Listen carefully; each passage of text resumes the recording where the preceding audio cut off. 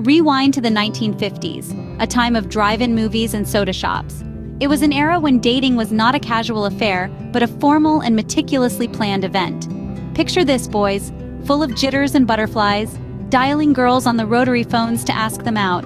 And oh, it didn't stop there. They would then pick up their dates at their homes, not missing the quintessential meet and greet with the parents. Love was not just in the air, but also in the hallways of high schools. The 1950s marked the birth of the going steady culture. You see, a boy would give his class ring or Letterman jacket to a girl, a token, a symbol that shouted to the world that they were exclusively dating. It was a time when love was as simple as sharing a malt at the local diner and dancing to the tunes of Elvis Presley. Ah, those were the days of innocent courtship and high school sweethearts. Fast forward to the 1960s, a decade of love, peace, and freedom. It was a time when the dating game saw a revolutionary shift. The sweet and formal courting of the 50s rapidly evolved into a more casual and spontaneous culture. Group dates became the norm, with drive-in movies and beach parties painting the canvas of teenage romance. The 60s were also marked by the rise of feminism, a movement that greatly influenced dating dynamics. Women began to break away from traditional norms, taking the initiative in asking men out.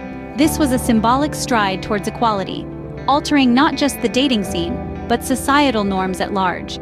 The decade was a vibrant mix of love, rebellion, and transformation. It was an era of exploration and experimentation, where the traditional rules of dating were rewritten. The 1960s, a decade when love was as free as the wind. Now, let's journey to the 1970s, an era of disco and transition. The 70s were a time of significant change, not least in the world of dating. The feminist wave that had begun in the 60s continued to surge, reshaping the dating landscape as it went. Women began to take on a more active role in the dating process, seeking out potential partners and making the first move, a shift that was as groundbreaking as it was liberating. The introduction of the birth control pill and the sexual revolution played a significant role as well. These developments allowed for a more casual approach to dating, as relationships became less about the pursuit of marriage and more about personal satisfaction and discovery.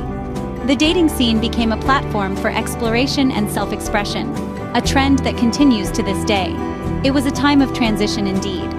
The 70s, when dating started to look a little more like it does today. From the 1950s to the 1970s, we've seen a dramatic shift in dating rituals. The golden era of the 50s was marked by traditional courtship, where the man would formally ask a woman out and dates were planned meticulously. Moving into the 60s, societal changes such as the rise of feminism and counterculture influenced dating.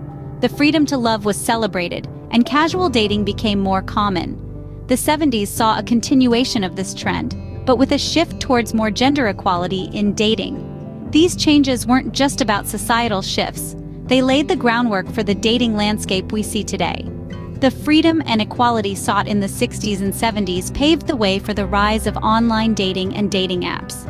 These modern tools offer more choices and autonomy, reflecting the values of those earlier eras. From formal dates to free love, dating has indeed evolved over the decades. One thing remains constant, though: the search for love and connection. Until next time, remember, every era has its charm.